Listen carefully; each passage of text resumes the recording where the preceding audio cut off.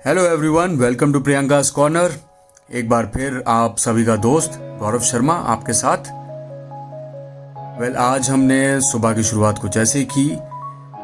कभी कभी हमारा मोटिवेशन जब कम हो जाता है वर्कआउट का, तो ये सब चीज़ें भी आपको मोटिवेट करने के लिए बहुत होती हैं। आपके घर का एक ऐसा कोना जहां आप एक्सरसाइज करते हैं, उसको कुछ इस तरह का रूप दे दीजिए कि जब भी आप उधर से गुजरें तो आपको याद आए कि फिटनेस इज़ वेरी इंपॉर्टेंट और ये भी एक ऑक्सीजन की तरह ज़रूरी चीज़ है। तो बस कुछ ऐसा ही किया है। कुछ ऐसे दिन जब आप भूल जाते हैं कि आपको फिट रहना है, तो ये याद दिलाएगा। जैसा कि आप सभी को मालूम है, बहुत सी दुखद घटनाएं हो रही हैं हमारे आसपास। जैसे बॉर्डर पे जवान शहीद हो रहे हैं, काफ़ी लोग डिप्रेशन की वजह से परेशान हैं, और अभी रिसेंटली एक बहुत अच्छे कलाकार, उभरते कलाकार, एक फिल्म स्टार ने सुसाइड किया। और इसके अलावा हम ऑलरेडी एक प्रॉब्लम से जूझ रहे हैं जिसका नाम है कोरोना।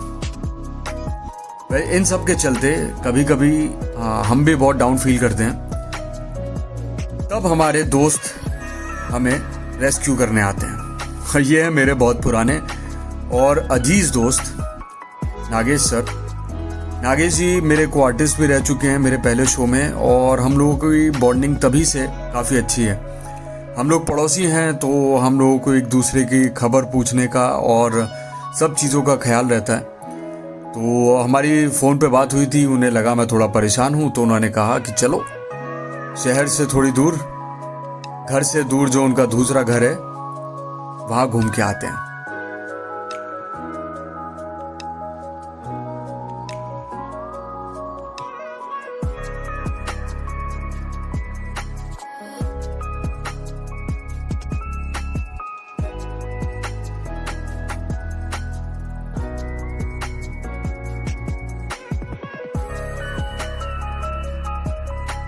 बहुत ही सीनिक सा रास्ता है नागेश जी के सेकंड होम का, और नागेश जी और भाभी लगभग हर वीकेंड अपने इस दूसरे घर पे जाते हैं, क्योंकि बहुत ही खूबसूरत जगह है और जिसके चारों तरफ बहुत हरियाली है। नायगांव आने वाला शूटिंग का हब है, क्योंकि बहुत सारे फिल्म के सेट्स और बहुत सारे टीवी के सेट्स और वेब सीरीज की भी काफ़ी शूटिंग होती है यहाँ पे।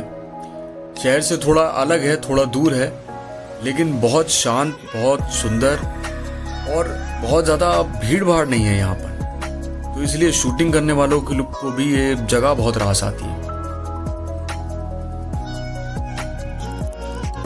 बारिश आने की संभावना बढ़ती जा रही है। देखिए बादलों को, ये पॉइंट बहुत खूबसूरत है यहाँ का। और अभी तो ऐसा लग रहा है जैसे नीचे और ऊपर दोनों तरफ समंदर है। मुंबई का मॉनसून बहुत ही खूबसूरत होता है, लेकिन हर साल की तरह इस साल हम मॉनसून को उतना एंजॉय नहीं कर पा रहे हैं। पहले हम लोग शूटिंग पे जाते थे, घूमने जाया करते थे, लोगों से मिला करते थे, कहीं भी रुक के भजिया या पकौड़ियाँ जिनको बोलते हैं वो खाया करते थे, टपरी की चाय पिया करते थे। सब बंद हो गया।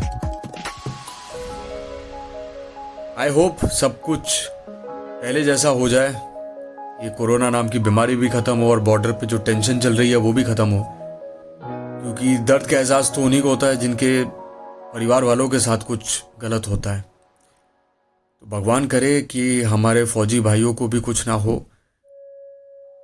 अब कोई और फौजी शहीद ना हो, और ये कोरोना से भी जो हमारे आसपास के लोग हैं वो अफेक्ट ना हो।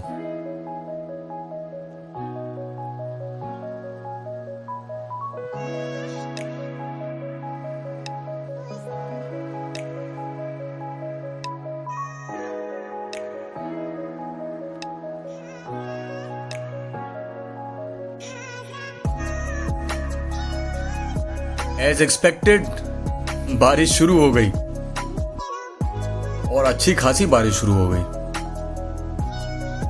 तो तो अब हम हाईवे से थोड़ा अंदर की तरफ जाते हुए, बहुत ही फेमस है कि यहाँ पे डेयरी है, भजनलाल डेयरी, उसके पास में बहुत सारे फिल्म सेट्स हैं और उसी के पास में एक ये बड़ा खूबसूरत सा गांव है जो पहाड़ों से घिरा हुआ है, हरियाली से घिरा हुआ है और इसके पास में ही बहुत सारे सीरियल के सेट्स भी हैं जो अभी तो ऑपरेशनल नहीं है लेकिन बहुत शूटिंग्स होती हैं यहाँ पे। ये खूबसूरत चीज़ छोटी नदी है यहाँ पर।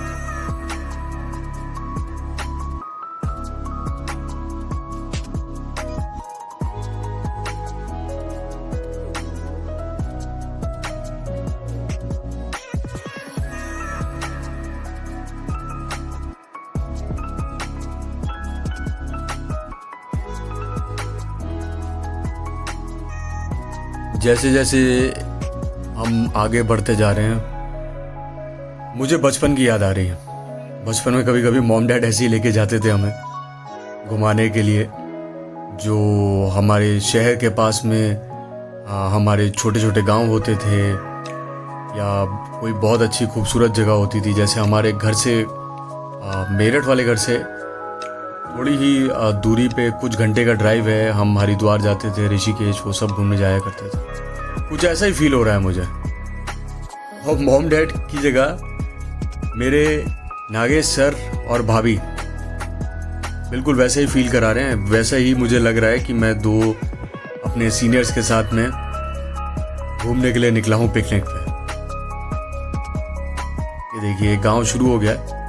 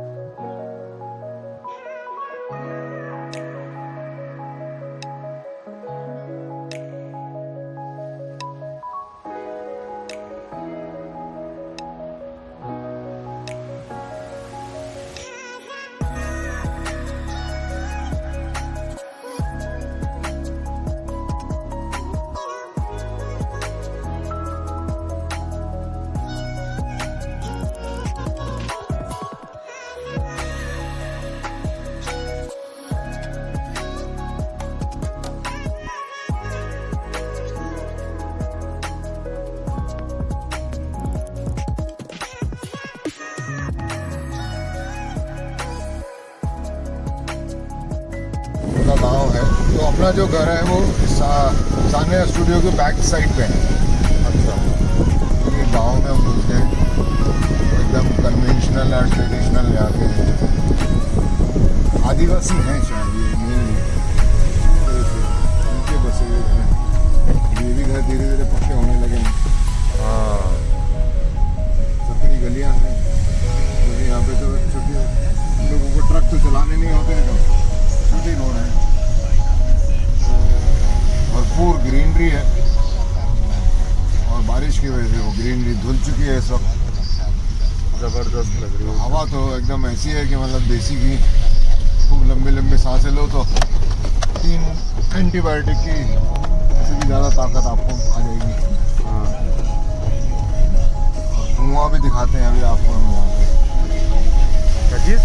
कुआं, पूरे पहले गाँव वालों का कुआं भी है। वो देखिए सामने गाँव वालों का कुआं है, इनके घर है, कुआं है। एक्चुअली गाँव वगैरह जैसे देखा जाए तो सेल्फ सफिशिएंट होते थे, इनको सरकार की इनको ज़रूरत होती नहीं थी। हाँ, खेती बाड़ी करके खाना बना लेते, कुआं खोद के पानी पी लेते, इनको ज़रूरत नहीं होती। लेकिन सरकार को इनकी ज़रूरत है, इसलिए सरकार इनके घरों में घुसती है आके। ऐसा बगल में पहाड़ है एकदम, ये देखो ये आगे हम, ये पूरा प्लॉट जो है, पहले यहाँ पे बहुत बड़ा तालाब होता था हमारे सामने, लेकिन जैसे जैसे अब यहाँ पे डेवलपमेंट होने लगा है तो यहाँ के गांव के जो चौधरी या जो भी होंगे यहाँ के, ये सब पूरा तालाब, उन्होंने पूरे इसको गड्ढे को, तालाब को भर के प्लॉट काट दिए यहाँ पे। अब यहाँ पे उन्होंने अपने घर बना लिए हैं, ये कर लिए। लोग यहाँ पे कपड़े धोते थे। साफ हो गए थे। यहाँ पे बिल्कुल पुराने टाइप का एक बहुत बड़ा तालाब था जिसमें औरतें अक्सर कपड़े धो रही होती हैं। ये हम बस, और अगले वो दिख रहा है हमारा कॉम्प्लेक्स, यहाँ से इसका मेन गेट है। है अच्छा और ये हमारा आ गया अब हाँ ठीक है।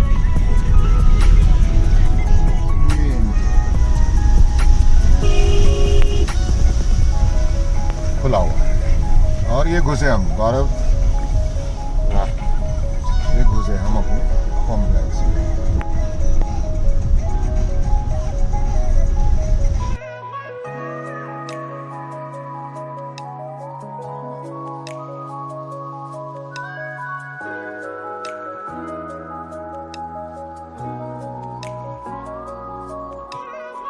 मुंबई में खास तौर से ऐसे सेकंड होम्स का बहुत ट्रेडिशन है, बहुत पहले से है, क्योंकि हम जो कंक्रीट के जंगल के बीच में रहते हैं, कभी कभी ऐसा लगता है कि इससे दूर जा सकें, थोड़ा खुले वातावरण में रहें, अपनी खुद की छत हो, थोड़ा घर के अंदर घूम सकें, बागबानी कर सकें, खेल सकें। तो इसीलिए एक वीकेंड होम का कॉन्सेप्ट ये शुरू हुआ था और बहुत अच्छा है कि आप पूरे हफ्ते या जितने भी दिन आप शहर में रहते हैं उसके बाद में आप अचानक शहर की असल बसल से और शोर शराबे से सब चीज़ों से दूर आ जाते हैं, नेचर के बहुत पास और अपने खुले खुले से घर में।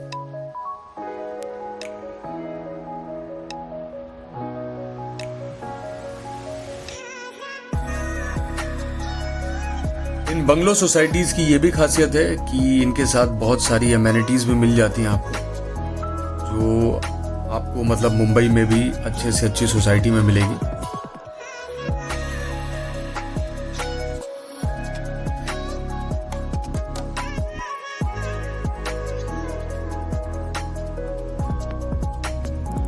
यहाँ का gym, swimming pool, indoor cricket, ये टर्फ बनाया हुआ है इन्होंने। इसके अलावा मचान भी हैं यहाँ पे, तो हम लोग वो भी डिस्कस कर रहे थे कि कभी कभी मचान में भी बैठ सकते हैं जाके हम लोग।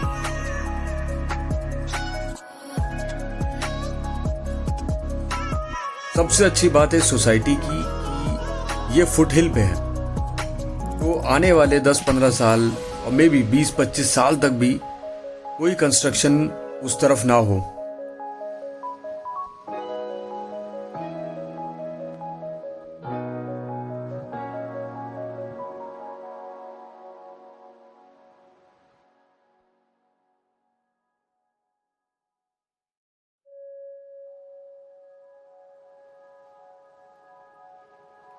एक ये कॉन्सेप्ट भी मुझे अच्छा लगा, छोटे छोटे पॉन्ड्स का, जिसके अंदर बारिश का पानी इकट्ठा हो और उसके बाद वो सिंचाई के लिए यूज़ किया जा सके। वाटर हार्वेस्टिंग भी बोलते हैं इसको।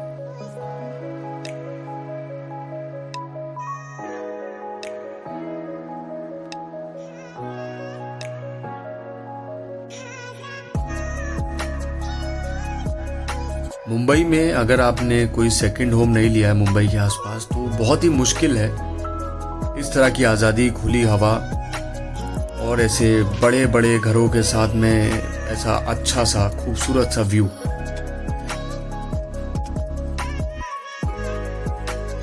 तो एक छोटा सा प्रॉपर्टी का इंस्पेक्शन करते हुए आवेश जी, उसके बाद हमने इनकी बालकनी का आनंद लिया और फिर हम छत पे गए।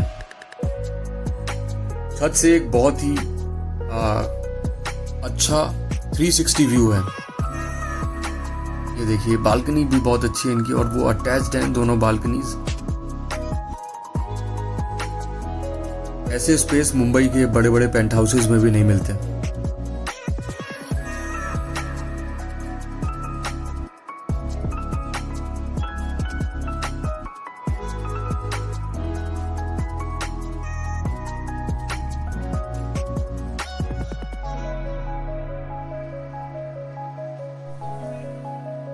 ये देखिए, this is the so called 360 view, 360 degrees अपने खुद के पर्सनल टेरेस से।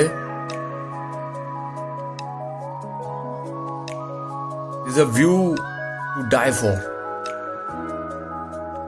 मतलब मुझे पहाड़ों से बहुत लगाव है और मुझे ऐसी कोई भी जगह बहुत लुभाती है, मुझे बहुत अच्छी लगती है।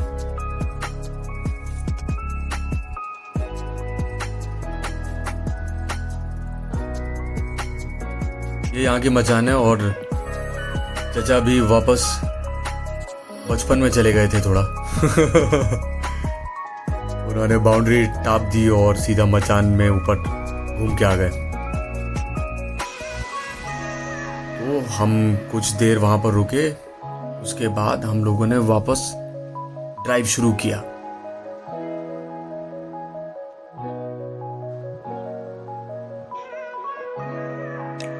छोटे छोटे खूबसूरत से रास्ते और ये व्यू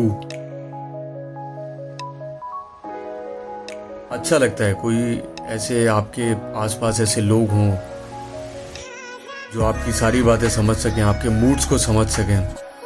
कभी वो आपको चीयर करें और कभी आप उनको चीयर करें। यही दोस्ती कहलाती है और यही सबसे इम्पोर्टेंट है। आपकी फैमिली और कुछ अच्छे दोस्त, ये आपको लाइफ में हमेशा खुश रख सकते हैं। ये एक स्टूडियो है जो अभी हम क्रॉस कर रहे हैं।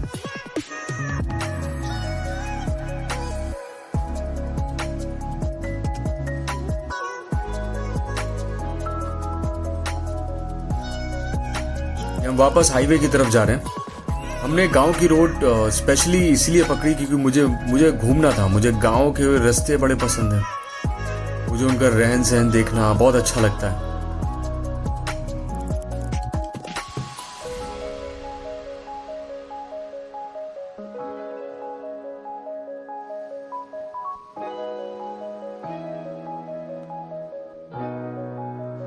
ये देखिए, ऐसे पेड़ों से घिरी हुई सड़कें हैं, किनारे पे बकरियां।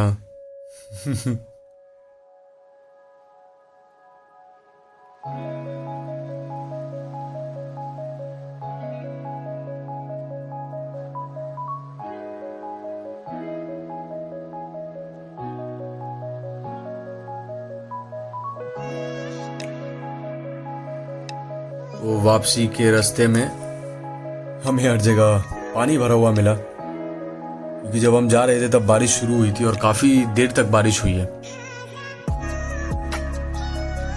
इतने याद आते हैं वो सड़क किनारे के ढाबे, रेस्टोरेंट्स जहाँ रुक के हम कभी भी कुछ खा लिया करते थे। स्पेशली जहाँ हम रहते हैं उसके पास में ये एक वसई क्रीक है। इसको क्रॉस करने के बाद सारे हाईवे के ढाबे आते हैं।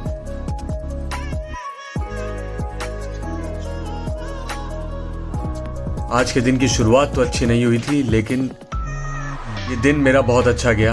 All thanks to my friend and my biggest well wisher Nagesh sir. I hope आपको आज का व्लॉग अच्छा लगा होगा। Thank you so much for watching. मैं कोशिश करूंगा और भी कुछ खूबसूरत पल आपके साथ शेयर करने की। Thank you.